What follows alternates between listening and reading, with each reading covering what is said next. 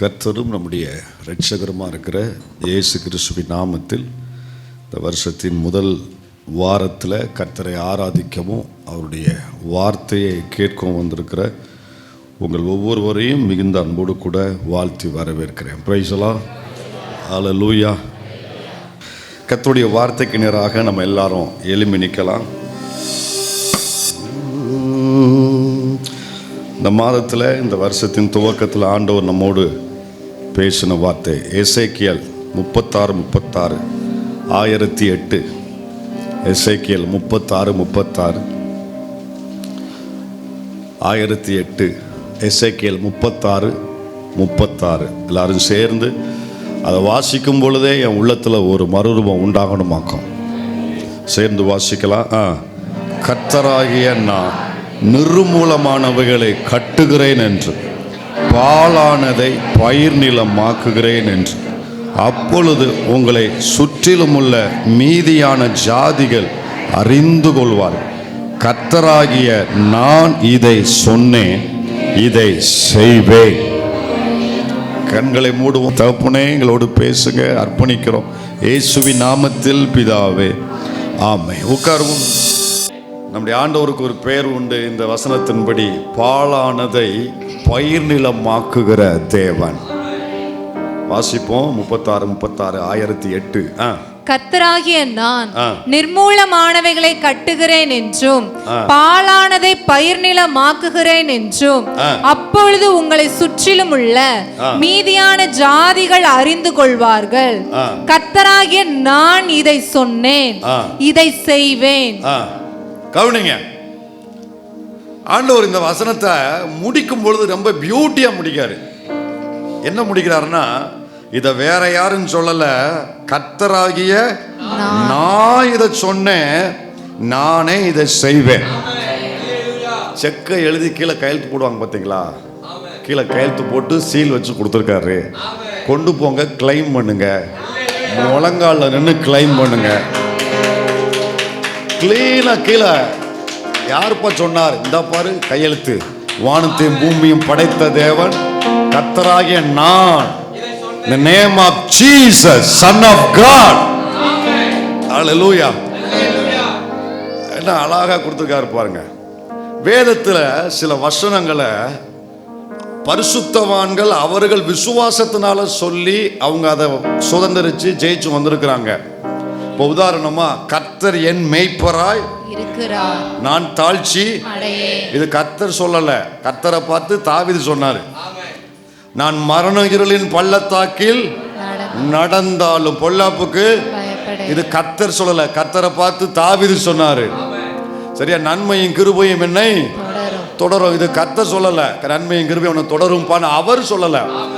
தேவன் மேல விசுவாசத்துல தாவீது தேவனை பார்த்து சொன்ன வசனம். நான் சொல்றேன், நம்ம அவரை பார்த்து சொன்னதே நிறைவேறுதானே? பாதி பேருக்கு புரியல. விசுவாசத்துல நான் அவரை பார்த்து சொல்றேன், அதுவே எனக்கு நிறைவேற்றி கொடுக்கிறாரு. ஆனா இந்த வசனம் நான் அவரை பார்த்து சொன்ன வசனம் அல்ல, இது கர்த்தராகிய அவரே எனக்கு சொன்ன வசனம், அவரே நிறைவேற்றி கொடுக்கிற வசனம். நம்புறீங்களா நீங்க? ஏதோ உங்களை என்ன உற்சாகப்படுத்துறதுக்கு கர்த்தர் இதை சொல்லல.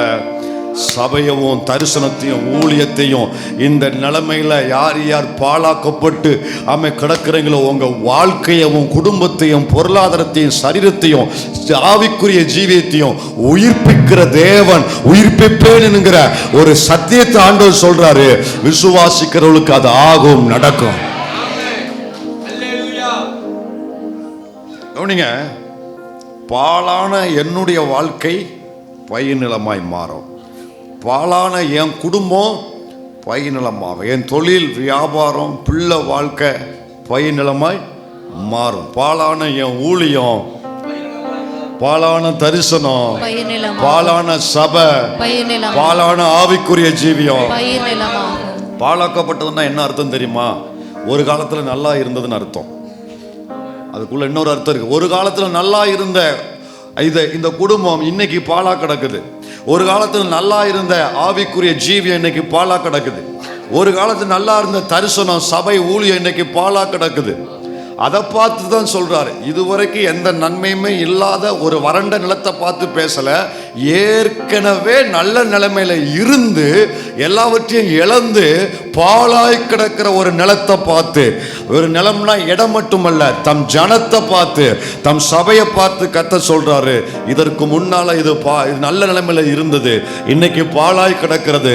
அதைத்தான் இந்த தேவன் பயிர்நிலமாய் மாற்றப் போகிறார். யாரு பாழாக்கியது? சத்துரு பாழாக்கினான், பகைங்கன் பாழாக்கினான், எதிராளிகள் பாழாக்கினார்கள், உங்கள் மேல் பொறாமை கொண்டவர்கள் பாழாக்கினார்கள். நான் முயற்சி செய்யறதுனால இதை நான் சரி செய்ய, அன்னைக்கு சரி பண்ணேனே, ரெண்டுக்கு வித்தியாசம் இருக்கு. அன்னைக்கு ஒரு பிரச்சனை வந்துச்சு, நான் சரி பண்ணிட்டேன், இதை மட்டும் என்னால் ஏன் சரி பண்ணல? அன்னைக்கு பழுதாச்சு, உன்னால் சரி பண்ண முடிஞ்சு. பழுதானதை மனிதன் சரி பண்ண முடியும், ஆனா பாழாய் போனதை என்னால சரி பண்ண முடியாது. அது தெய்வத்தினால மட்டும்தான் சரி பண்ண முடியும். ரெண்டுக்கு வித்தியாசம் இருக்கா இல்லையா? ரிப்பேர் ஆகுது, ஒரு சைக்கிளோ ஒரு பைக்கோ ரிப்பேர் ஆகுது, பஞ்சர் ஆகுது, அதுக்கு பேர் பழுதாயிருச்சு, அவ்வளோதான். இதை நான் ஒர்க் ஷாப்பில் கொண்டு போனால் என்ன செஞ்சிருந்தான்? சரி பண்ணி கொடுத்துதான். இது பழுதானதை மனுஷன் சரி பண்ணிருந்தான். ஆனால் பாழாய் போனதுனால டிஸ்ட்ராய்டு, கம்ப்ளீட்டா அழிக்கப்பட்டது. இனிமே அதை பயன்படுத்தவே முடியாத அளவுக்கு அழிக்கப்பட்டது. அப்போ இதுக்கு முன்னால நான் முயற்சி பண்ணி சில காரியம் சரியாச்சு, அன்னைக்கு அது பழுதாத்தான் இருந்துச்சு. இப்போ நான் எத்தனையோ முயற்சி எடுத்து சரியாகல, இப்போ இது பழுதாச்சு நீ நினைக்கிற, பழுதாகல, இது பாழா கிடக்குது. இதை அவரால் மட்டும்தான் சரி செய்ய முடியும். புதிதாக்குற தேவன் அவரால் மட்டும்தான் சரி செய்ய முடியும். ஒருவேளை உங்க ஆவிக்குரிய வாழ்க்கை பாழாய் கிடக்கலாம். ஒரு காலத்தில் நல்லா இருந்த ஜீவியம் இன்னைக்கு ஜப வாழ்க்கை குறைஞ்சு, தியானம் குறைஞ்சு, வைராக்கியம் குறைஞ்சு, ஊழியம் குறைஞ்சு, உங்க சிலருக்கு ஆவிக்குரிய காரியம் பாழாய் போச்சு. ஒரு சிலருக்கு நீங்க ஆவிக்குரிய ஜீவியத்தில் நல்லா இருக்கிறீங்க, ஆனா உங்க குடும்ப உறவு பாழாக்கப்பட்டிருக்கு, உடைக்கப்பட்டிருக்குது, நொறுக்கப்பட்டிருக்குது. சிலருக்கு இது ரெண்டும் நல்லா இருக்கும், அவங்களுக்குரிய தொழில், வியாபாரம், வருமானம், பொருளாதாரம் பாழாக்கப்பட்டிருக்குது. இங்க இருக்கிற அத்தனை பேர் இந்த மூணுல ஏதோ ஒரு காரியத்தில் நம்ம பாதிக்கப்பட்டு தான் உட்கார்ந்து இருக்கிறோம். நான் வரும்போதெல்லாம் பாழா போச்சுன்னு சொல்றேன், ஆனா கர்த்தர் புதிதாக்குற தேவன் நான் இருக்கிறேன். விசுவாசிக்கிற எத்தனை பேர் இருக்கிறீங்க? அல்லேலூயா. ஸோ அதான் நியூ இயர்ல ஆண்டவர் அந்த வார்த்தை சொன்னார் பாருங்க. அதாவது இது எப்படி ஆண்டவரை இது சரி செய்ய போறீங்க? எப்படி? ஒரு பக்கம்னா பரவாயில்ல, இஸ்ரவேலுடைய காயத்தை குறித்து ஆண்டவர் சொல்லுவார், சமுத்திரம் போல பெருசா இருக்கு, நான் எங்கக்குள்ள பிளாஸ்டிரி போடட்டும்ன்றாரு. இந்த இடத்துல ஒரு காயம்னா பிளாஸ்டிக் எங்களுக்குள்ள போட்டு ஒட்டிடுவோம். ஆனால் இஸ்ரவேலுடைய காயம் எப்படி தெரியுமா? சமுத்திரம் போல பெருசாக இருக்கும். அவ்வளோ பெரிய பிளாஸ்டிக் எங்கே போக, பேண்டேஜுக்கு எங்கே போக? அவங்க பாதிப்பு அவ்வளோ பெருசாக இருந்துச்சு. அப்போ ஆண்டவர் அதான் சொன்னார், your case is not my first case அப்படின்னார். உன் கேஸ் தான் எனக்கு முதல் கேஸ். என்னமோ இப்போ தான் நான் படித்து முடிச்சு பட்டம் வாங்கி உட்காந்து முதல் உன் கேஸை கையில் எடுக்க நினைச்சிடாத. பாலானதை பைநிலம் மாக்குகிறேன், மாக்குவேன் அல்ல, மாக்கினேன் அல்ல, பாஸ்டன்ஸ்லையும் சொல்லலை, பெருசா ஃபியூச்சர்லையும் சொல்லலை. பாலானதை பைநிலம் மாக்குகிறேன் அப்படின்னா அது பிரசன்ட் டென்ஸ்ல, நேற்றைக்கும் அதை செய்தாரு, இன்னைக்கும் செய்தாரு, நாளைக்கும் செய்வாரு, என்னைக்கும் என் வாழ்க்கையில கிரியை செய்கிற தேவன். அல்லேலூயா. கவனிங்க, என் ஆண்டவர் இந்த பாழான இந்த என்னுடைய வாழ்க்கை அல்லது என் குடும்பம், ஆவிக்குரிய ஜீவியம், சபை, இத பைநிலமாய் மாற்றுகிற இந்த வேலையை கத்த செய்யறதுக்கு முன்னால முதல் உதவியா ஒரு காரியத்தை ஆண்டவர் செய்வார். ரொம்ப அருமையா சொல்லுவாங்க ஏசாயாவில். ஆண்டவர் இதை குறித்து ரொம்ப டீட்டெயிலா நிறைய இடத்துல பேசியிருக்காரு. முதல் உதவின்னு சொல்லுவாங்க. எமர்ஜென்சி வார்டில் கொண்டு போறவனுக்கு ஃபர்ஸ்ட் என்ன செய்வாங்க? ஃபர்ஸ்ட் எய்ட், முதல் உதவி. கையை காலை மயக்கம் மட்டும் விழுந்துட்டானா எடுத்த உடனே ஊசியை குத்தமா அப்படி தட்டி விட்டு கையை காலை தேய்ச்சி தடை விட்டு கொஞ்சம் கண் திறந்தோடனே மூத்தில் 2 அடி அடித்து தண்ணியை தெளிச்சு சோடா வாங்கி ஊற்றிட்டு ஒன்றும் இல்லை தெரியும் அப்படிம்பாங்க பாருங்க.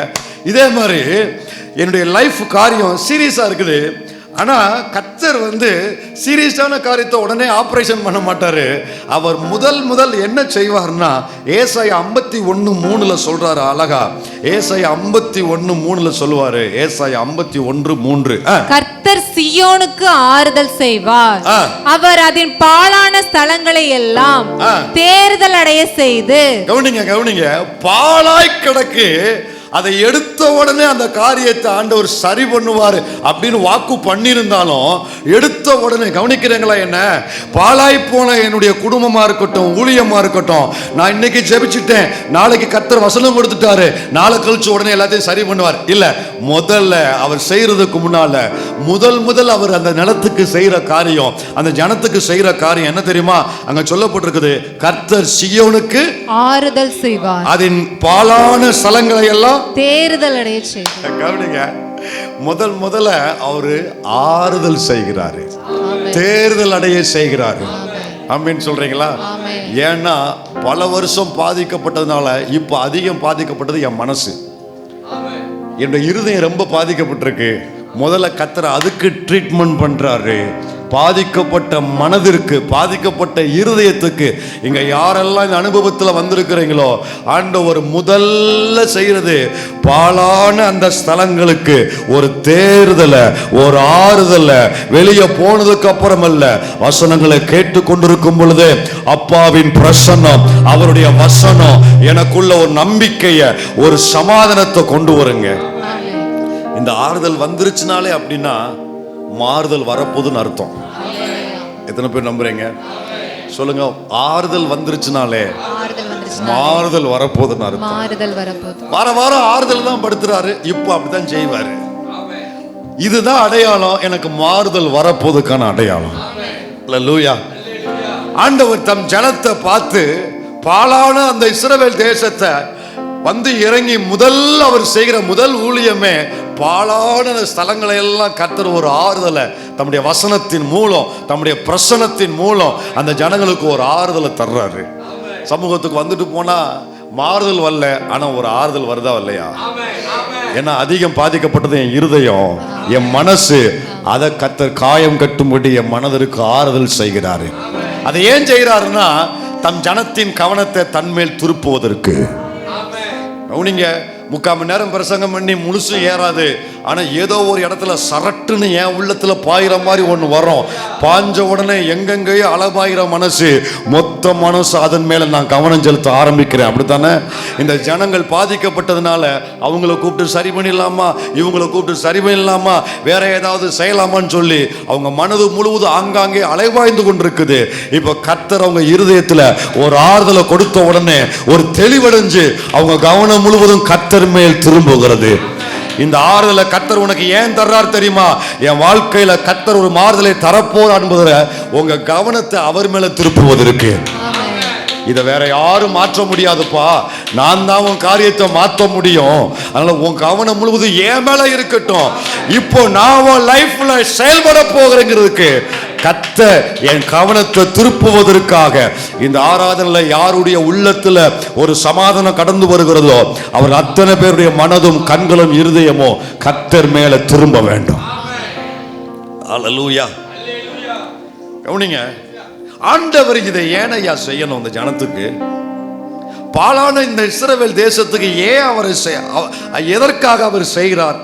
எது அவரை செய்ய தூண்டுகிறது? சிங்காசனத்தில் வீற்றிருக்கிற தேவன், கோடான கோடி தூதர்களும் அவரை இடைவிடாமல் ஆராதித்துக் கொண்டிருக்கிறார்கள். அப்படிப்பட்ட மகிமை பொருந்தின தேவன் பாழான இந்த நிலத்தின் மேல இறங்கி இதை ஏன் சரி செய்ய வேண்டும்? இந்த ஜனத்துக்கு இறங்கி இதை ஏன் சரி செய்ய வேண்டும்? எனக்கு இறங்கி என் காரியத்தை ஏன் அவர் சரி செய்ய வேண்டும்? ஏன் இதை கர்த்தர் செய்கிறார்? இதை செய்யும்படி, என் காரியத்தை சரி செய்யும்படி, பாழான இந்த தேசத்தை சரி செய்யும்படி அவரை தூண்டுகிற காரியம் என்ன தெரியுமா? அவரை இருக்க விடாமல் தூண்டுகிற காரியம். அதே எசேக்கியேல் 36 நம்ம வாசிக்கிறோம். 22 வசனத்தை வாசிங்க. 36:22. ஆதலால் நீ இஸ்ரவேல் வம்சத்தாரை நோக்கி கர்த்தராகிய ஆண்டவர் உரைக்கிறது என்னவென்றால், இஸ்ரவேல் வம்சத்தாரே, உங்கள் நிமித்தம் அல்ல. ஐயா, ஆண்டவர் என் வாழ்க்கையில செயல்படும் பொழுது என்னுடைய வைராக்கியத்தை பார்த்து, என் ஜெபத்தை பார்த்து, என்னுடைய பரிசுத்தத்தை பார்த்து தேவன் செயல்படுகிறார் என்று சிலர் சாட்சி சொல்கிறது உண்டு. இது ஒரு பக்கம் இருந்தாலும் இந்த இடத்துல கர்த்தர் சொல்ல வருகிற காரணம் என்ன தெரியுமா?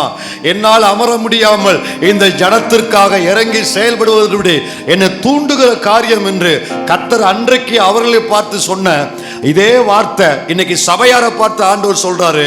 எல்லாரும் நல்லா கவனிக்கணும் வசனத்தை, கவனிங்க. நீ இஸ்ரவேல் வம்சத்தாரை நோக்கி, இன்னைக்கு காலை நேரத்துல இந்த சத்திய முழக்கம் சபையாரை நோக்கி நீங்கள் வந்து சேர்ந்த, கவனிங்க மறுபடியும் முதல்ல இருந்து, கர்த்தராகிய ஆண்டவர் உரைக்கிறது என்னவென்றால், எல்லாரும் கவனிக்கணும், வசனத்தின் மேல கவனம் வைக்கணும்.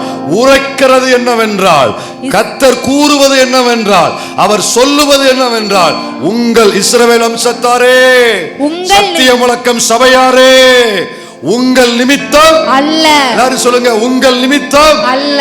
சொல்லுங்க, என் நிமித்தம் அல்ல, நம் நிமித்தம் அல்ல. அல்ல. நீங்கள் வந்து சேர்ந்த புறஜாதிகளிடத்தில் பரிசுத்த குலைச்சலாக்கின என் பரிசுத்த நாமத்தின் நிமித்தமே. அவர் செய்கிற காரணம் சொல்றாரு, என் பரிசுத்த நாமத்தின் நிமித்தமே நான் இப்படி செய்கிறேன். என் பரிசுத்த நாமத்தின் நிமித்தமே நான் இப்படி செய்கிறேன். கவனிங்க, ஆண்டவர் என்ன சொல்ல வர்றாருன்னு புரிஞ்சுக்கோங்க. முதல்ல, நீ சிறையிருப்புக்குள்ள போனதுனால, நீ அடிமைத்தனத்துக்குள்ள போனதுனால நீ நினைக்கிற நான் தான் பாதிக்கப்பட்டிருக்கிறேன் என்று. இங்க இருக்கிறவர்கள் நீங்க பட்ட அவமானம், நீங்க பட்ட நிந்தனை, உங்களுக்கு வந்த அவப்பெயர், உங்களுக்கு வந்த நஷ்டம், இழப்புகள், மற்றவர்கள் பேச்சு ஏச்சு, இதெல்லாம் நீங்க கேட்டீங்களே, அப்போ உங்க மனசு நான் பாதிக்கப்பட்டிருக்கேன் நீங்க சொல்றீங்க. உன் பார்வையில நீ பாதிக்கப்பட்டிருக்க. ஆனா கர்த்தர் அதை எப்படி பார்க்கிறார் தெரியுமா? உண்மையில் பாதிக்கப்பட்டது நீ அல்ல, என்னுடைய பரிசுத்த நாமம்.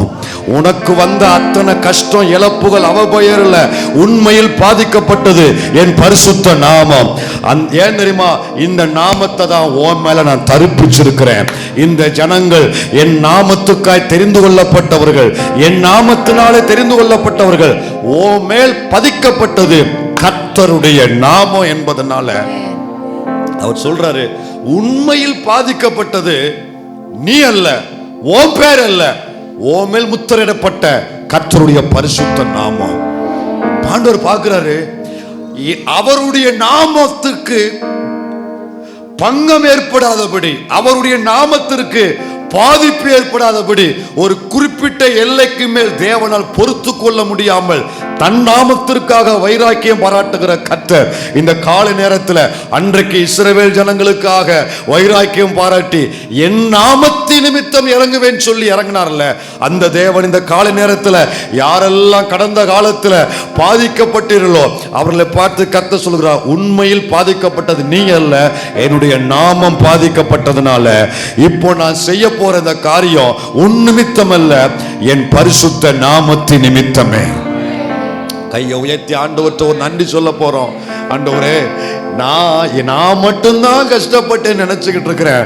ஆனா நீங்க எப்படி பார்த்திருக்கிறீங்கன்னா உங்க நாமம் பாதிக்கப்பட்டதா நீங்க பாக்குறீங்க. ஆண்டவரே, இந்த உலகம் மனுஷன் பெற்றவங்க கூட பிறந்தவங்க கூட நம்ம வாழ்க்கையில் உள்ள சில காரியங்களை பார்த்துட்டு, டேய் நான் தான் அப்பையும் வெளியே சொல்லிடாடா அப்படிம்பாங்க தெரியுமா? என் பேரை கெடுத்துடாதடா, என் பிள்ளைன்னு சொல்லிடாத, என் தம்பின்னு சொல்லிடாத, என் அண்ணன்னு சொல்லிடாத, என் பேரை கெடுத்துடாத. ஒரு சின்ன பங்கம் ஏற்படும் பொழுது விலகி போயிருந்தாங்களே, கட் பண்ணி அதை டிஸ்கனெக்ட் பண்ணி ஒதுங்கி போயிருந்தாங்களே. ஆனால் எனக்கு வருகிற அத்தனை அவமான நிந்தனைகளிலும் கர்த்தர் பார்த்து இவனால என் நாமம் கெட்டு போச்சு சொல்லி என்னை விட்டு விலகாம இப்பொழுது கர்த்தர் என்ன செய்ய தெரியுமா? என் நாமத்திற்காகவே நான் இறங்குவேன், என் பரிசுத்த நாமத்திற்காகவே இறங்குவேன். நீ போனதுனால பாதிக்கப்பட்டது உண்மையா என் நாமம் என்பதனால தேவ பிள்ளையே ஏற்பட்ட அத்தனையும் தேவன் எப்படி பார்க்கிறார்? அவர் நாமத்துக்கு பங்கம் ஏற்பட்டதுனால வைராக்கியம் உள்ளவராக கர்த்தர் இதை செய்யும்படி இறங்குகிறார். அல்லேலூயா. இரண்டாவது அதிலேயே 36:28 சொல்றாரு. இன்னொரு காரணத்தை ஆண்டவர் சொல்றாரு. 36:28 வாசிங்க. உங்கள் பிதாக்களுக்கு நான் கொடுத்த தேசத்திலே நீங்கள் குடியிருப்பீர்கள், நீங்கள் என் ஜனமாய் இருப்பீர்கள். என்ன சொல்றாரு? நீங்கள் என் ஜனமாய் இருப்பீர்கள். நான் உங்கள் தேவனாய் இருந்து. நல்லா கவனிங்க. ஆண்டவர் இரண்டாவது ஒரு காரணத்தை சொல்றாரு. நான் இதை செய்வதற்கு காரணம், பாழான உன் குடும்பத்தை கட்டுவதற்கு காரணம், பாழான உன் காரியத்தை மீண்டும் நான் கரத்தில் எடுத்து சரி பண்ணுவதற்கு காரணம் ஒண்ணு, ஓ மேல இருப்பது என் நாமம். ஓ மேல இருப்பது என் நாமமாக்கும். என் நாமத்துக்காக நான் இறங்குகிறேன்ப்பா. ரெண்டாவது, நீ யார் தெரியுமா? என் பிள்ளை என்பதனால, என் ஜனம் என்பதனால இந்த கூட்டத்தில் இருக்கிற அத்தனை பேரையும் கர்த்தர் பார்த்து சொல்றாரு, என் ஜனமாய் நீ இருப்பதினால நான் இதை செய்கிறேன். இவ்வளவு பேர் இருக்கிறாங்க, நீங்க மட்டும் எதுக்கு வரீங்க? டே, என் பிள்ளைக்கு நான் தாண்டா வருவேன். நீங்க எதுக்கு வரீங்க? என் பிள்ளைக்கு நான் தான் வருவேன். உன் பக்கத்துல வர்றதுக்கு யாரும் இல்லாத சூழ்நிலையில இந்த தெய்வம் பக்கத்துல வந்து என் பிள்ளைக்கு நான் என் ஜனம் சொல்லி உரிமையோடு சொல்லி கர்த்தர் அந்த ஜனத்துக்கு இறங்குவார்னா, நான் இன்னைக்கு ஜனம் மட்டும் இல்ல, ஒருபடி கூட போய் அவர் பிள்ளை என்கிற ஸ்தானத்தில் நான் வந்திருக்கிறேன். நாக்கும் அவருடைய நாமத்தின் மேல் விசுவாசம் உள்ளவர்கள் அவரை ஏற்றுக்கொண்டவர்கள் அத்தனை பேர்களுக்கும் தேவனுடைய ஜனமாக முடிக்கி, தேவனுடைய ஜனமாக முடிக்கி. பாதி பேருக்கு வசனம் தெரியல. தேவனுடைய பிள்ளைகளாக முடிக்கி அதிகாரம் கொடுத்திருக்கிறாரு. நான் அதிகாரத்தோடு சொல்லுவேன், நான் அவருடைய பிள்ளையாக்கும். இது நிமித்தமே அவர் உரிமையோடு இறங்கி வருகிறார். நீங்க இதுக்கு முன்னாலேயே ஜனம் சொல்லியிருக்காரு. லேவிய ரகமத்திலேயே என் ஜனம் நான் உன் தேவன் சொல்லியிருக்காரு. ஆனா அப்பெல்லாம் சொல்லிட்டு ஆண்டவர் இப்ப இதை சொல்வதற்கு என்ன காரணம் தெரியுமாங்க? ஆண்டவர் இங்க சொல்வதற்கு முக்கியமான காரணம் உண்டு. இதுக்கு முன்னால அவர்கள் என் ஜனம் சொல்லியும் அவர்கள் என் ஜனம் என்கிற ஸ்தானத்துல இல்லை, அவர்கள் என் ஜனம் என்கிற இடத்துல அவங்க வாழல. ஆனா இது நிமித்தம் அவர்களை நான் ஒதுக்கி விடாமல் இந்த சூழ்நிலையில இறங்கி அவர்கள் வாழ்க்கையில நான் சரி பண்ணதுக்கு அப்புறம் என்னுடைய அன்பை உண்மையாய் புரிந்து கொண்டு இதற்கு அப்புறமாவது என் ஜனமாக அவர்கள் உண்மையாய் வாழ ஆரம்பிப்பார்கள் என்பதற்காக, உறவை நெருக்கமாக்குவதற்காக கர்த்தர் அதை செய்கிறாரு. இந்த காலையில ஆண்டவர் பேசுறார், தேவ பிள்ளையே, ஏன் உன் வாழ்க்கையை தேடி வராரு தெரியுமா? ஏன் உன் சபைக்காக செயல்படுறாரு தெரியுமா? ஏன் உன் குடும்பத்தில் செயல்படுறாரு தெரியுமா? இதற்கு அப்புறமா அவர் செய்யும் போது நான் தகுதி இல்லாதவன், அவர் செய்யும் போது, மறுபடியும் சொல்றேன், பெரிய வார்த்தை இது, அவர் கொடுக்கும் போது நான் தகுதி இல்லாதவன், அவர் எனக்கு செய்யும் போது நான் தகுதி இல்லாதவன். ஆனாலும் செய்வதற்கு காரணம், இதை பார்த்ததுக்கு அப்புறமாவது பாழான என் வாழ்க்கைய ஒருத்தரும் தேடி வரல, ஒருத்தரும் விசாரிக்கல, ஒருத்தரும் உதவி செய்யல, தனியாய் போராடுனேன், தனியாய் கதறினேன். இந்த என் வாழ்க்கையில துணையாய் வந்து பையனமாய் மாற்றுகிறாரே அப்படின்னு அவர் அன்பை அப்போவாது நான் உண்மையாய் புரிந்து கொள்வேன் என்று, அதற்கு அப்புறமாவது அவரை இன்னும் கிட்டி சேர்ந்து அவர் பிள்ளை, அவர் ஜனமாய் உண்மையாய் வாழ்வேன் என்று கர்த்தர் எதிர்பார்க்கிறாரு. இந்த காலையில் ஆண்டவர் உங்கள்கிட்ட எதிர்பார்க்கிறாருங்க, உங்கள்கிட்ட எதிர்பார்க்கிறாரு. உங்களோடு பேசுறதுக்கும் உங்க குடும்பத்தில் கர்த்தர் செயல்படுறதுக்கு காரணம் தெரியுமா?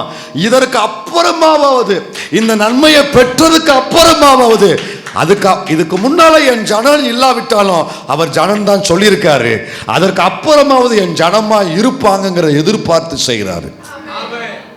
மூணாவது ஒரு காரணம் உண்டு. அதே 36 மறுபடியும் வாசிங்க.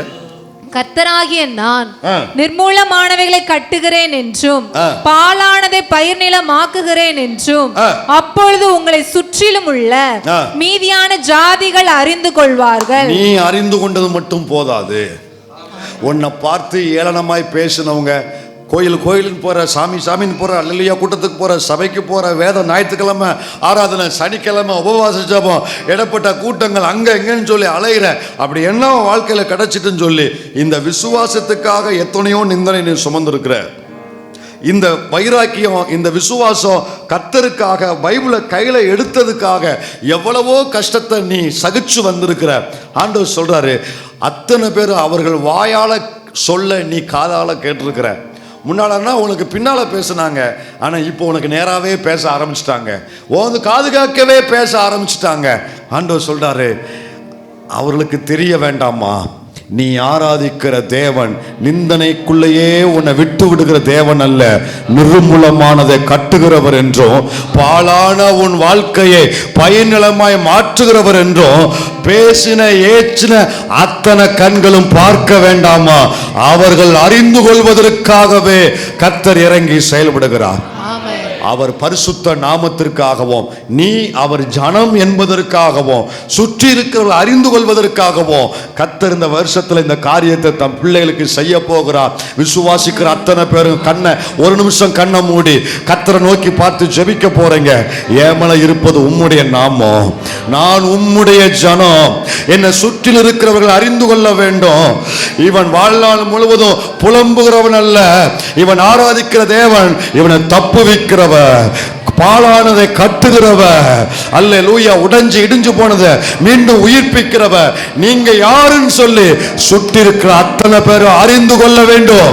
என் மூலம் அது நடக்க வேண்டும் ஆண்டவரே. ஹல்லேலூயா.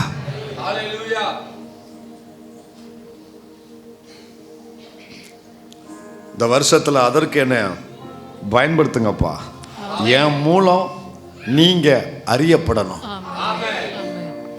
இவ்வளவு நாளா நான் இப்படிப்பட்டவன் அப்படிப்பட்டவன் அறிஞ்ச இந்த உலகம் நான் ஆராதிக்கிற தேவன் யாருங்கிறத இதற்கப்புறம் என் மூலம் அறிஞ்சு கொள்ளணும் ஆண்டவரே. எல்லாம் பிரசங்கமா நீங்க கேட்டுட்டு வெளியில போய் அப்படி விட்டுறாம ஒன்னையும் மனசுல பதிச்சு அல்லது எழுதி வச்சு உங்க தனி ஜபத்துல முழங்கால நின்று கிளைம் பண்ணுங்க. ஆண்டவர்கிட்ட கிளைம் பண்ணுங்க. நீங்க சொல்லி இருக்கிறே, நீங்க சொல்லியிருக்கீங்களே, முழங்கால போட்டு அதுக்கு மேல முழங்கால எழுதி வச்சது மேல முழங்கால போட்டு நீங்க சொல்லியிருக்கிறீங்க, கர்த்தராகிய நான் இதை சொன்னேன், நானா இதை எடுக்கல. இத்தனை வருஷமும் இந்த பைபிள்லாம் இருந்துச்சு, ஆனா இன்னைக்கு பார்த்து நீங்க எடுத்து கொடுத்துருக்கிறீங்கன்னா, நீங்க பேசியிருக்கிறீங்கன்னா, சொன்னது நீங்க ஆண்டவரே. வருஷப்படுத்தி நீ உங்க நாமத்து நிமித்தம் எனக்கு செய்யணுமாக்கும், நான் உன் ஜனம் என்பதனால நீர் எனக்கு செய்யணுமாக்கும். சுற்றி இருக்க அந்த பாருங்க, நேற்று நைட்டு வரைக்கும் பேசிட்டு போயிருக்கிறான், நேற்று நைட்டு வரைக்கும் அந்த பேச்சு பேசியிருக்கிறான், அத்தனை பேர் அறிந்து கொள்ளணுமாக்கும். நீர் யார் என்பதை என் மூலம் அவர்கள் அறிந்து கொள்ளணுமாக்கும். எனக்கு நீங்க செய்யணும் ஆண்டவரே. 3 காரியம் ஆண்டவர் சொன்னாரு. 3 ஏரியாவில் கர்த்தர் கரம் வைப்பார், 3 பகுதிகளில் கிரியை செய்வார். ஒன்று தோற்றத்தில் ஒரு மாற்றம், 2வது பார்வையில், 3வது தன்மையில். அல்லேலூயா. உங்களுக்காக வேண்டியே பிரசங்கம் பண்ண வேண்டியதுதான். எந்த சாமமானாலும் கரெக்டாக வச்சிருக்கீங்களே, கவனிங்க. ஆண்டவர் பாழான ஒரு நிலத்தில் இறங்கி இந்த காரியத்தை செய்யும் பொழுது இந்த 3 காரியத்தை கர்த்தர் செய்வார். 3 ஏரியாவில் கை வைப்பார். ஒன்று தோற்றம், 2வது பார்வை, 3வது தன்மை. தோற்றத்தில் ஏன் கை வைக்காருன்னா, தோற்றத்தை ஏன் சரி பண்ணாருன்னா, உன் லைஃப்பில் பாதிக்கப்பட்ட அந்த பகுதி எல்லாரும் பார்க்குற மாதிரி பாதிக்கப்பட்டிருக்கு. மறைவாக இருந்ததுன்னா பிரச்சனை இல்லை, 4 செவத்துக்குள்ளே இருக்குது. எவனுக்கு கிழிஞ்ச சட்டை ஒரு ஓரத்தில் கிழிஞ்சிருக்குன்னா மறைச்சி அட்ஜஸ்ட் பண்ணிட்டு போயிடுவேன், எனக்கு கவலை இல்லை, எவனும் பார்க்கவும் முடியாது. ஆனால் எல்லாரும் தெரிகிற மாதிரி கிழிஞ்சிருக்குன்னு வைங்களேன். அப்போது நான் முதல்ல எதுக்கு இடம் கொடுப்பேன்னா, தெரிகிறத முதல்ல மறைக்கணும். தெரிகிற மாதிரி இருக்குது, தெரிகிற மாதிரி பாதிக்கப்பட்டிருக்கு. சிலருடைய லைஃப்பில் பாதிக்கப்பட்ட சில காரியம், உங்கள் பிள்ளைங்க வாழ்க்கையில், குடும்பத்தில் உங்கள் காரியம் பாதிக்கப்பட்ட சில ஏரியா எப்படி பண்ணால் மறைவான ஏரியா இல்லை, ஊரே பார்க்குற மாதிரி பகுதியில் நீங்கள் பாதிக்கப்பட்டிருக்கிறீங்க. சுற்றி இருக்கிறவங்க எல்லாரும் பார்த்து பேசக்கூடிய அளவுக்கு, கை நீட்டி சொல்லக்கூடிய அளவுக்கு எல்லாருக்கும் தெரியக்கூடிய அந்த பகுதி உங்கள் லைஃப்பில் பாதிக்கப்பட்டிருக்கு. இப்போ ஆண்டவர் என்ன செய்கிறாருன்னா, அவர் செயல்பட ஆரம்பிக்கும் பொழுது எந்த பகுதி எல்லாரும் பார்க்குற மாதிரி பாதிக்கப்பட்டிருக்கோ அந்த பகுதியில் தான் கர்த்தர் முதல்ல கிரியை செய்ய ஆரம்பிக்கிறார். ஆண்டவர் அந்த பகுதியில் தான் முதல்ல கிரியை செய்ய ஆரம்பிக்கிறார். இதுவரைக்கும் எல்லாரும் பார்க்குற மாதிரி உன் காரியம் பாதிக்கப்பட்டதில்ல, அதை சீர்படுத்துகிற கர்த்தர் முதல் இனி தேடி பார்த்தும் அவனுங்க கண்டுபிடிக்க முடியாத அளவுக்கு அந்த தோற்றத்தை ஆண்டவர் மாற்றுவார். தோற்றத்தை மாற்றின அடுத்த நிமிஷமே அதுவரைக்கும் அவன் என்னை பார்த்த எது மாறும்? பார்வை மாறும். இதை விளக்குறதுக்கு ஆண்டவர் எசேக்கியேலை அடுத்த அதிகாரத்தில் ஒரு இடத்துக்கு கூட்டு போனார். 37 ஒண்ணா வாசிங்க. இதுக்கு அடுத்த அதிகாரத்தில் முதல் வசனம் வாசிங்க. கர்த்தருடைய கை என் மேல் அமர்ந்து எங்க கூட்டு போறாரு? கர்த்தர் என்னை ஆவிக்குள்ளாக்கி வெளியே கொண்டு போய் எலும்புகள் நிறைந்த ஒரு பள்ளத்தாக்கின் நடுவில் நிறுத்தி. புரியல ஆண்டவரே, என்னமோ நீங்க சொல்றீங்க, பையனிலமா மாற்றுவேன், தோற்றத்தில் மாற்றுவேன், பார்வையை மாற்றுவேன், என்ன செய்ய போறீங்க? வாடா, சொன்னா புரியாதுடா, உனக்கு தியரி மட்டும் போதாதுடா அப்படின்னு சொல்லி பிராக்டிக்கல் ரூமுக்கு கூட்டு போறாரு, பள்ளத்தாக்கு கூட்டு போறாரு. இந்த பள்ளத்தாக்கு என்ன பள்ளத்தாக்கு தெரியுமா? எலும்புகள், உலர்ந்த எலும்புகள். சொல்லுங்க, உலர்ந்த எலும்புகள். இந்த உலர்ந்த எலும்புகள், இந்த பகுதியை படிச்சவங்க எத்தனை பேர் இருக்கீங்க இது வரைக்கும், இதுக்கு முன்னால? சரி, பைபிளை துடைக்கிறவங்க இருக்காங்க, படிக்கிறவங்க இருக்காங்க. நம்ம யாரு? டெய்லி அவங்க கைப்படாமல் இருக்கா தெரியுமா? அப்படியே தொடச்சு அப்படி வச்சிருவாங்க. இவங்களுக்கு புரியாது, இவங்களுக்கு என்ன செய்யாது. நான் ஏன் சில செய்தியை அப்படியே நான் கொண்டு போகிறேன்னா, எனக்கு உள்ளே போகிறதுக்கு நேரம் இல்லை. இதுக்கு முன்னாலன்னா கொஞ்சம் இருக்கும், 3 சர்வீஸும் பகுந்து கொடுப்பேன். ஆனால் இப்போ என்னன்னு தெரில, கிருபா ஸ்தோத்திரம், ஆண்டவருக்கு மகிமை தாழ்த்தி சொல்கிறேன். எதை கொடுக்கேன்னு தெரில, ஃபுல்லாக முடிக்க முடியல. வாரம் மீதி கொண்டு போயிட்டே இருக்கேன். கவனிங்க, இதெல்லாம் படித்தா தான் புரியும். அப்படி புரியும்னா நீங்கள் வீட்டில் இது வரைக்கும் படிக்கலாம், இன்னொருக்க வீட்டிலே படித்து பாருங்கள். இதை எசேக்கியேல் 36 தான் நம்முடைய கீ வேர்டு. இதை விளக்குறதுக்கு 37 அடுத்த அதிகாரம் தான். ஓகே, ஆண்டவர் அவனை ஒரு பள்ளத்தாக்கு கூட்டு போறாரு. அந்த பள்ளத்தாக்கு பேர் உலர்ந்த எலும்புகளின் பள்ளத்தாக்கு. சொல்லுங்க, உலர்ந்த எலும்புகளின் பள்ளத்தாக்கு.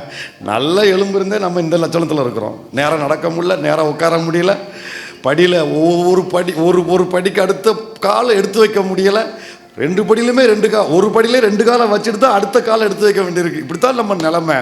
ஆனால் அது உலர்ந்த எலும்பு, செத்து நாரி உலர்ந்து நாற்றமெல்லாம் போய் உலர்ந்து அப்படியே தூளாக போன எலும்பு. அதை பார்த்தா யாருக்காவது நம்பிக்கை வருமா? யாருக்காவது தைரியம் வருமா? இருக்கிற நம்பிக்கை போகும், இருக்கிற தைரியம் போகும், அதைரியம் வரும், சந்தேகம் வரும், கேள்வி வரும், எதிர்காலம் இல்லைங்கிற அந்த வார்த்தை தான் அங்க வரும். கொஞ்ச நேரத்தில் வந்த தேவனுடைய ஆவியானவர், தேவனுடைய வசனம், ஆவியும் வசனம் அங்க உள்ள இறங்கி கிரியை செஞ்ச உடனே உலர்ந்து போனது உயிர் கொள்ள ஆரம்பிச்சது, படுத்திருந்தது எலும்ப ஆரம்பிச்சது, அங்க நரம்புகள் உண்டானது, சதை உண்டானது, எலும்பி காலொன்று ஒரு சேனையாய் மாறியது. ஒரு சில நிமிடத்துல தோற்றம் மாறியது, தோற்றம் மாறியது. இதற்கு முன்பதாக நம்பிக்கை இல்லை, இப்ப பார்த்த உடனே நம்பிக்கை வந்துருச்சு. இப்ப பார்த்த உடனே அந்த தோற்றமே மாறிடுச்சு. ஹல்லேலூயா, ஹல்லேலூயா. ஆண்டவர் சொல்றாரு, பாத்தியா, பாழான நிலத்தை நான் எப்படி பயனிலமாக்குவேன் தெரியுமா? நம்பிக்கையற்ற இந்த எலும்புகளுக்குள்ள என் ஜீவன், என் வசனம் இறங்கின உடனே அது சேனையாய் மாறுச்சுல, தோற்றம் மாறுச்சுல. இப்போ நீ அதை பார்க்கிற பார்வையும் மாறுதா இல்லையா? இதுக்கு முன்னால உலர்ந்த எலும்பா பார்த்த, இப்ப உயிருள்ள சேனையா பார்க்கிற. உன்னை செத்தவன் பார்த்த அத்தனை பேரும் ஜீவனுள்ள தேவனை ஆராதிக்கிற, ஜீவனுள்ள தேவன் உனக்குள் வாசம் பண்ணுகிற ஒரு ஜீவனுள்ள பிள்ளையா உன்னை பார்ப்பாரு. அல்லேலூயா, அல்லேலூயா. தோற்றம் மாறுது. அந்த செகண்ட்ல, ஒரு சில வினாடில தோற்றம் டக்கு டக்கு டக்கு டக்குன்னு மாறுது. மாற மாற எசேக்கியேலுடைய பார்வை மாறுது. இது உலர்ந்த எலும்பு இல்ல, இப்ப அதை எவனும் உலர்ந்த எலும்புன்னு சொல்ல முடியாது. ஒரு வார்த்தை சொல்றேன், விசுவாசித்த ஆமென் சொல்லுங்க.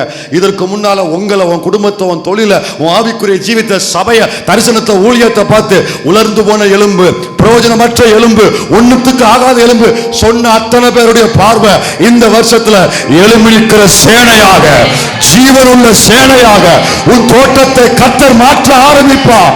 அவன் பார்வை மாற ஆரம்பிக்கும்.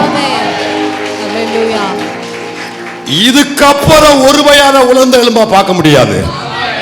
பார்த்தானா அவன் தான் முட்டாள். அவனை தவிர முட்டாள் உலகத்தில் எவனும் கிடையாது. அல்லேலூயா. இதற்கப்புறம் அவனை அதை உலர்ந்த எலும்பு சொல்ல முடியாதுயா. அது சேனையாக்கும். ஆண்டவர் இதை உன் வாழ்க்கையில செய்வாராக்கும். இருதயத்துல கொஞ்சோண்டு விசுவாசம் இருந்தா போதும். ஒரு சின்ன ஜெபம் பண்ணு. ஒரு சின்ன ஜெபம் பண்ணு, ஒரு சின்ன ப்ரேயர் பண்ணு. இதுதான் தருணம். உன் வழி உனக்கு தான் தெரியும், உன் வேதனை உனக்கு தான் தெரியும். சொல்லு, செத்த எலும்பு உலர்ந்த எலும்பு உயிரடைய செய்வே, பாலான இந்த காரியம் மீண்டும் உயிர் அடையும். என் தோற்றத்தை மாற்றுவீரே, என் தோற்றத்தை மாற்றுவீரே, என் தோற்றத்தை மாற்றுகிறவர் ஐயா. என்னை இதுக்கு முன்னால பார்த்தவங்க அத்தனை பேர் இருதயத்துல என்ன நினைச்சான்னு எனக்கே தெரியல, அந்த அளவுக்கு நினைச்சு பார்த்தான். ஆனா ஆண்டவரே, இதை என்னாலையும் சரி பண்ண முடியாது, எனக்கு சப்போர்ட் பண்ற ஆட்களாலும் சரி பண்ண முடியாது, இதை மாற்ற உங்களால மட்டும்தான் முடியும்.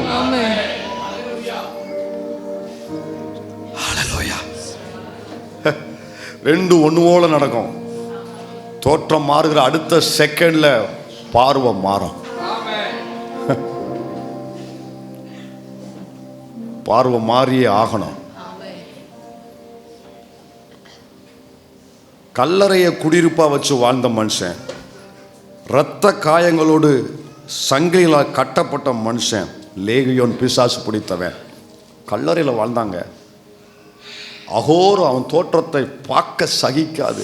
அப்பா அம்மா பெற்றவங்களே அவனை பார்க்க முடியாமல் விரட்டிட்டாங்க, அவனுக்கு வைக்க முடியலை இல்லை. ஆனால் இயேசு அவனுக்காகவே தானே கடலை கடந்து வந்தார். அங்கே வேற எந்த ஊழியமும் செஞ்ச மாதிரி இல்லை, அவனை மட்டும் பார்த்தார். என் தெய்வம் யாருன்னு சொல்கிறேங்க? உன் ஒருத்தனுக்காக எல்லை தாண்டி வருவார், கடல் தாண்டி வருவார். உன் ஒருத்தனுக்காக மட்டுமே எங்கெங்கே யார் யாரை கொண்டு வரும் அத்தனை பேரையும் பேசுவார். எல்லா காரியத்தையும் உன் ஒருத்தனுக்கு, அந்த ஒருத்தன் யோசுவாவுக்காக அத்தனை பெரிய சூரியனை நிறுத்தின தெய்வம் உன் ஒருத்தனுக்காக எத்தவனாலும் செய்வார். முழங்கால நிற்கிற, விசுவாசிக்கிற, ஜெபிக்கிற, கர்த்தரை சார்ந்திருக்கிற ஒரு தனி மனுஷனுக்காக கர்த்தர் எதையும் செய்வாரியா. அவர் வந்த உடனே அதுக்கு முன்னால் எல்லாவனும் என்ன சொன்னாங்க? பிசாசு பிடிச்சவன், லேகியோன்னு, கல்லறில் குடியிருக்கிறவன், இப்படி தான் சொன்னாங்க. அவனை அப்படி தான் பார்த்தாங்க. அவன் ட்ரெஸ் இல்லாமல் இருந்தான். ஆனால் இயேசு அவனை விடுவிச்சு அடுத்த நிமிஷமே வஸ்திரம் சொல்லுது, புத்தி தெளிஞ்ச வஸ்திரம் தரித்து உட்கார்ந்திருந்தான். தோற்றம் மாறுச்சா? எல்லாரும் பார்க்கும்படி ஓடி வந்தாங்க. அப்படின்னா எல்லாரும் பார்க்கக்கூடிய அளவுக்கு தோற்றத்தில் ஒரு மாற்றம் வந்ததுனால தான் எல்லாரும் பார்க்க வந்திருக்கிறாங்க. இதுக்கப்புறம் அவனை யாருமே என்ன சொல்ல முடியாது, பழைய நிலைமையில பார்க்க முடியாது, பார்க்க முடியாதானே? அதே மாதிரிதான் கர்த்தர் உன் காரியத்தில் செய்வாரு. தோற்றம் மாறின அடுத்த நிமிஷமே அவன் பார்வை என்ன செய்யும்? மாறித்தான் ஆகணும், மாறித்தான் ஆகணும். ஸோ உன் தோற்றத்தை பார்த்து தூரமாக உதறி தூக்கி எறிஞ்சு உதாசீனப்படுத்தி போனாங்களா அன்னைக்கு? உன் தோற்றத்தை பார்த்து, உன் வாழ்க்கையில் ஏற்பட்ட இழப்புகளை பார்த்து, உன் வாழ்க்கையில் நடந்த சம்பவங்களை பார்த்து ஊர் மக்கள் ராசி இல்லாதவன்னு சொல்லியிருப்பாங்க. விசுவாசிகளே முளத்தில் முழிச்சா கூட கஞ்சி அடைக்கான்னு கூட சொல்லியிருப்பாங்க. பலர் பலவிதமாக சொல்லி உன்னை விட்டு விலகி போனாங்க. ஆனால் அந்த தோற்றத்தில் மாற்றம் ஏற்படும் பொழுது பார்க்கறதுக்குனே வருவாங்க. பார்க்கறதுக்கு வரும்படி கர்த்தர் செய்வார்.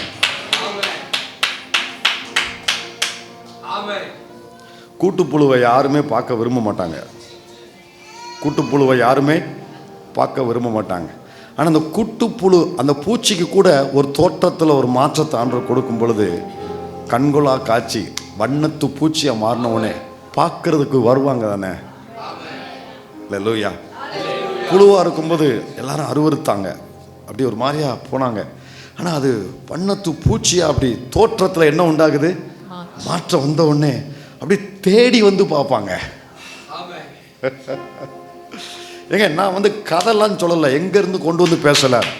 கர்த்தர் சொன்ன வார்த்தையில், வசனத்தில், சத்தியத்தில் செஞ்சிருக்காரு. எனக்கு செஞ்சிருக்காருன்னு சொல்லலை, பைபிளில் செஞ்சிருக்காரு. எனக்கும் செய்வார், உங்களுக்கும் செய்வார், இந்த ஊழியத்துக்கும் செய்வாருன்னு சொல்கிறேன்.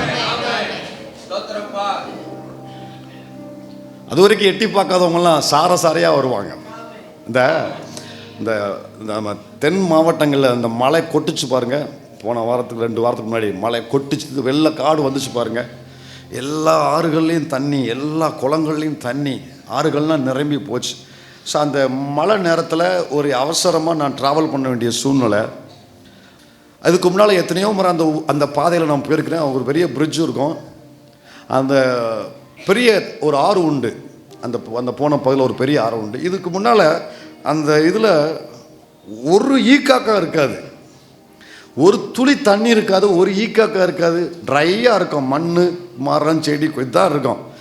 நாங்கள் கூட போகும்போது அப்படியே சும்மா சாதாரணமாக தான் திரும்பிலாம் பார்க்குறதில்ல. ஆனால் அன்னைக்கு போகும்போது பார்த்தீங்கன்னா தண்ணி 2 கரையும் தொட்டு திம்முன்னு தண்ணி போகுது. பார்த்தீங்கன்னா பக்கத்து சுற்றில உள்ள அத்தனை கிராம மக்களும் பாலத்திலாம் நிற்கிறாங்க. திருவிழா கூட்டம் மாதிரி ஒரு கூட்டம் வந்துக்கிட்டே இருக்குது, பார்க்குது. ஒரு கூட்டம் பார்த்து முடிச்சுட்டு திரும்பி போய்கிட்டு இருக்குது. எத்தனை கிலோமீட்டர் நாங்களும் வண்டியில் போய்கிட்டு பார்த்துக்கிட்டு இருக்கிறோம். அவர் சொல்கிறாரு, பார்த்தீங்களா ஐயா, சாரையா மக்கள் திருவிழாவுக்கு அந்த மாதிரி வந்துட்டு போகிறாங்க. இதுக்கு முன்னால் இங்கே வந்தாங்களா? ஒரு வயலை நம்ம பார்க்கலையே.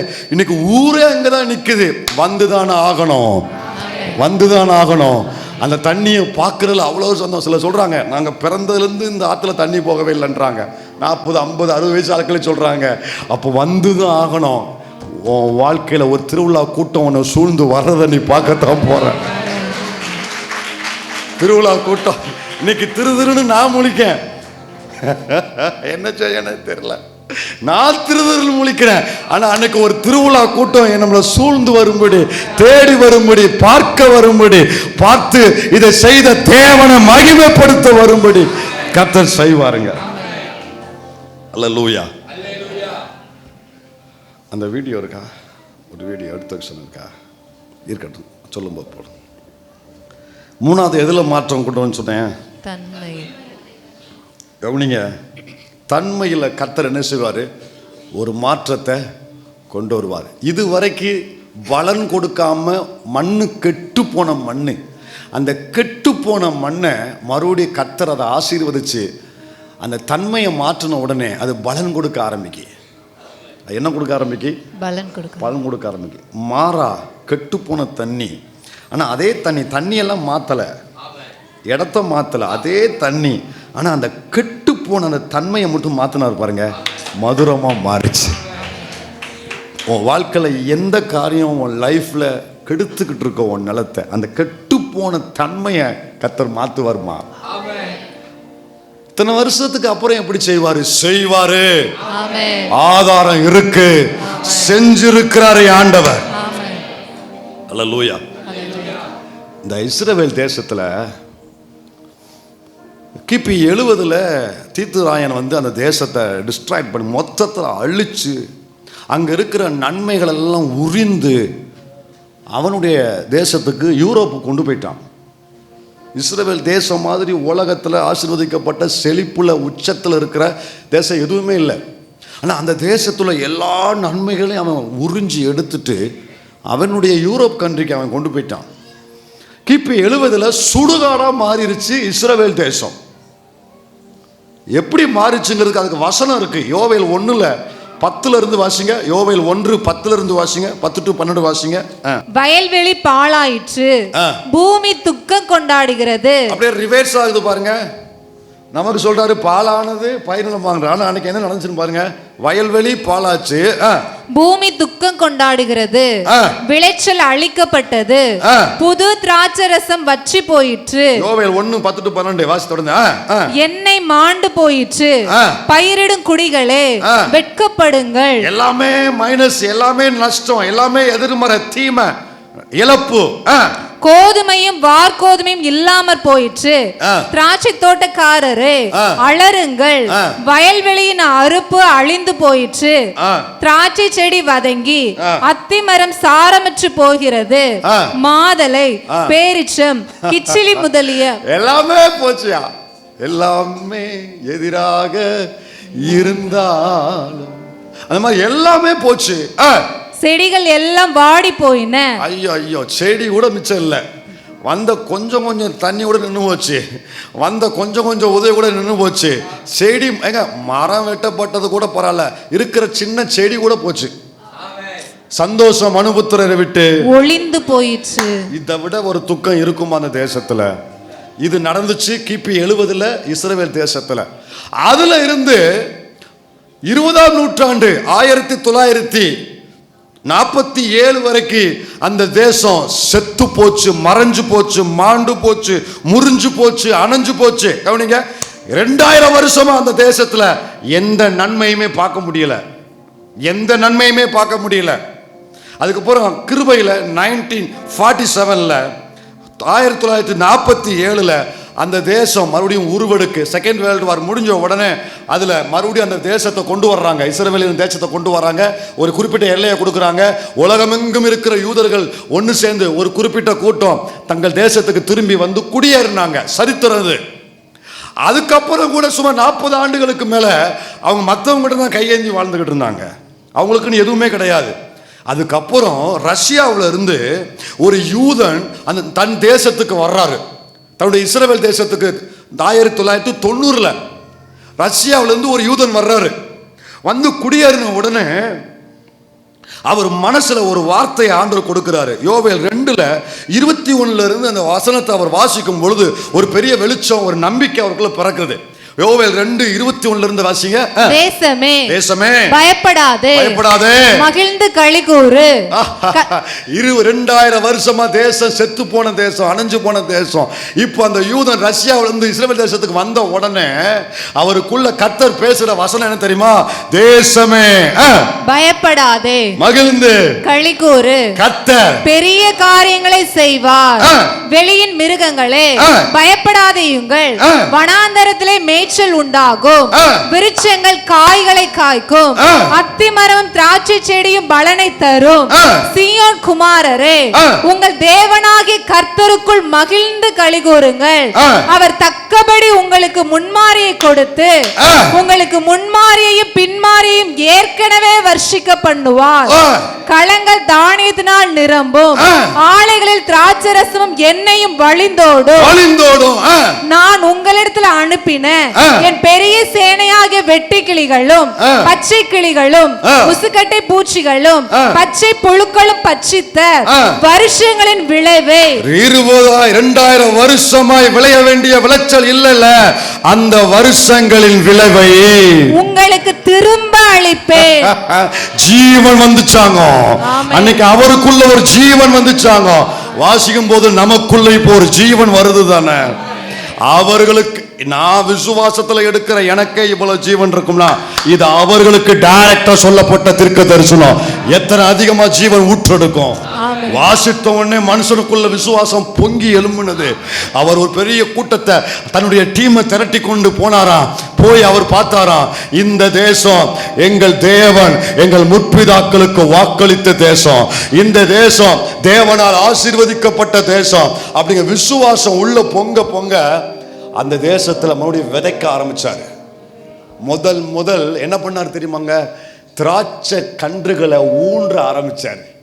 திராட்சை கன்றுகள் அதுல எல்லாரும் சொன்னாங்க waste, money waste, time waste, போகாத, செய்யாத. ஏன்னா ஊன்றது கூட மண்ணு கிடையாதுங்க, பாறை. ட்ரில் பண்ணி தான் ஊன்றாரு. சிரிக்க மாட்டாங்களா? எங்க கடப்பாறையை வச்சு இல்ல, மிஷினை வச்சு ட்ரில் போட்டு தான் செடியை உள்ள ஊன்றாங்க. எல்லாரும் சிரிச்சாங்க. ஊனாத, பண்ணாத, வேஸ்ட், இது முற்றிலும் பாழாக்கப்பட்ட தேசம். இவருக்குள்ள நம்பிக்கை அணையல, எல்லாம் அணைஞ்சு போச்சு. விசுவாசம் துளிர் விடுது. திரும்ப அழிப்பேன்னு கர்த்தர் சொல்லியிருக்காருன்னு சொல்லி விசுவாசத்துல ஊனுனாருங்க. 2000 வருஷத்துக்கு கழிச்சு அங்கே ஒரு சம்பவம் நடந்துச்சு. அப்படியே டாக்குமெண்ட்ரியாக வெளியிட்டேன். ஐயாம் இஸ்ரேல்ங்கிற ஒரு வீடியோ இருக்கு, நான் சொல்லியிருக்கேன். டாக்குமெண்ட்ரியாக வெளியிட்டேன். இப்போ அதை எடுத்துட்டாங்க. பட் அன்னைக்கு எடுத்து வச்சு இருக்குது. ஒரு நிமிஷம் வீடியோ பாருங்க. இதுதான் பாழான இஸ்ரவேல் தேசத்தின் முதல் நிலை. 2000 வருஷம் இப்படித்தான் இருந்துச்சு. இது உண்மையாக நடந்து இன்னைக்கு இருக்கிற சம்பவம். 2000 வருஷம். அதுக்கப்புறம் அவங்க அந்த பாறையில் கல்லுகளில் ஊனி அவங்க விசுவாசத்தில் அதை ஆரம்பித்தாங்க. பாருங்க, 2000 வருஷம் கழித்து பாழா போன தேசம், கெட்டு போன தேசம், அணைஞ்சு போன அந்த தீபம் மறுபடியும் எரிய ஆரம்பித்தது. இப்போ அந்த பாலான காடு பச்சை பசேர்னு இப்போ காட்சி அளிக்குது. கொத்து கொத்தாங்க தொங்குது. கொத்து கொத்தா தொங்குது. திராட்சை கொலைகளை பார்த்தீங்கன்னா கொத்து கொத்தா தொங்குது.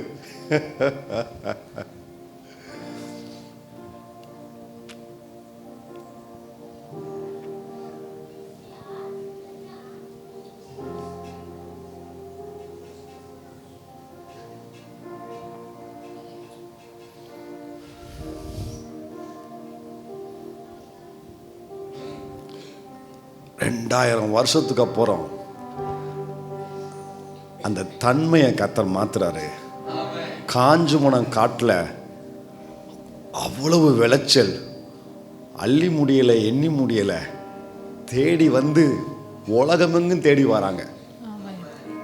2000 வருஷம் எட்டி பார்க்க நாதி இல்லாத தேசம் இன்னைக்கு உலகமெங்கும் தேடி போய் பார்க்குறாங்க. தோற்றத்தை மாற்றுவார், பார்வையை மாற்றுவார், தன்மையை மாற்றுவார். அத்தனை பேரும் தேடி வந்து பார்க்க வருவாங்க. இதை இதை இதை பார்க்கும்போது எனக்கு என்ன நம்பிக்கைன்னா, ஒரு மண்ணுக்கு தேவன் செய்வார்னா தாம் பிள்ளைக்கு செய்ய மாட்டாரா? ஒரு மண்ணுக்கு செய்யற தேவன் தன் பொண்ணுக்கு செய்ய மாட்டாரா? செய்வார் தானே. 2000 வருஷம் கழிச்சு ஒரு தேசத்தினுடைய நிலத்தை உயிர்ப்பிக்கிற தெய்வம். இத்தனை வருஷமா நீ காத்திருந்த? இல்லை, அதிகபட்சம் 2 வருஷம், 5 வருஷம், 10, இவ்வளவுதானே. 2000 வருஷம் நினைவுல வச்சு உயிர்ப்பிச்சார்ல அந்த தேசத்தை. நீயும் அவர் நினைவுல தான் இருக்க. பாலான ஓன் காரியமோ மறுபடியும் பயனிலமாய் மாறும். முழங்கால் படிடுவோமா? என்னிடத்துல கர்த்தர் ஒன்னே ஒன்று எதிர்பார்க்கிறாரு. முழங்கால் படிடுவோம்.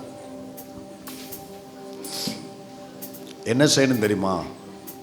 இதை கர்த்தர் எனக்கு செய்யணும்னா 37 அவர் சொல்லும் பொழுது, இதை கர்த்தர் எனக்கு செய்யணும்னு தோற்றமும் அந்த பார்வை தன்மை எல்லாம் மாறணும். உலர்ந்த எலும்புகளை போல இந்த இஸ்ரவேல் தேசத்துக்கு செய்தது போல எனக்கு செய்யணும் அப்படின்னு இந்த வசனத்தை கேட்ட எத்தனை பேர் என் வாழ்க்கையில் நடக்கணும்னு விரும்புகிறீங்க? ஏன்ட்ட நம்மகிட்ட கர்த்தர் ஒன்றை எதிர்பார்க்கிறாரு. வாசி அந்த வசனத்தை. என்னவென்றால், ஆண்டவர் சொல்லுகிறது என்னவென்றால், இஸ்ரவேல் வம்சத்திற்காக, ஐயா இந்த சபையாருக்காக நான் இதை அனுக்கிரகம் செய்யும்படி, இப்ப நீ கேட்ட அத்தனை காரியத்தையும் கர்த்தர் உங்களுக்கு அனுக்கிரகம் செய்யும்படி அவர்கள் என்னிடத்தில் விண்ணப்பம் பண்ண வேண்டும். என்ன பண்ணணும்? ஒன்னு ஆண்டவர் உணர்த்துறாரு. சொல்றேன் கவனிங்க. போன வருஷம் உள்ள முழங்கால் நின்று பார்த்தீங்க, ஜெபிச்சு பார்த்தீங்க, ஒரு அசைவு இல்லை, ஒரு முடிவோட தான் உள்ள நுழைஞ்சிருக்கேன். புது வருஷத்துல ஜெபிச்சதெல்லாம் போதும், அவர் செய்யும் பொழுது செய்யட்டும். எவ்வளவோ ஜெபிச்சாச்சு, அவர் செய்யும்போது செய்வாரு அப்படிங்கிற இடத்துல இருக்கிற கர்த்தர் சொல்றாரு, இல்ல வழி உனக்கு தான் தெரியும், இழப்பு உனக்கு தான் தெரியும், பற்றிமை குடனுக்கு அவனுக்கு தான் தெரியும் என் வழி என்னன்னு. கொட்டுனாங்க, கத்துனாங்க, வாயை மூடுனாங்க. வசனம் சொல்லுது, முன்பை விட அதிகமாய் கூப்பிட்டான். ஆண்டவர் எனக்கு என்ன சொல்றாரு தெரியுமா? 20, 23 விட அதிகமா நீ கூப்பிட போற. போதும், ஜெபம் போதும் நினைச்ச அத்தனை பேர் கர்த்தர் சொல்றாரு, அதை விட இன்னும் அதிகமா கூப்பிட்டு பாரு. அவர் நிக்கிற வரைக்கும் கூப்பிடு, அவர் இறங்குற வரைக்கும் கூப்பிடு, உயிர்ப்பிக்கிற வரைக்கும் கூப்பிடு, மாற்றம் தருகிற வரைக்கும் கூப்பிடு, ஓ எல்லையில கிரியை செய்கிற வரைக்கும் கூப்பிடு. இறங்குவாரு, செய்வாரு. ஒப்பு கொடுத்து ஜெபம். தகப்பனே, எங்க நம்பிக்கை எல்லாம் உங்க வசனம், உங்க வார்த்தை மட்டும்தான், நீங்க மட்டும்தான், உங்க கிருபை மட்டும்தான். இந்த ஜனத்துக்கு நீங்க அப்படி செய்வதற்காக ஸ்தோத்திரம். மகிமைப்படும் இயேசுவின் நாமத்தில் பிதாவே, ஆமென்.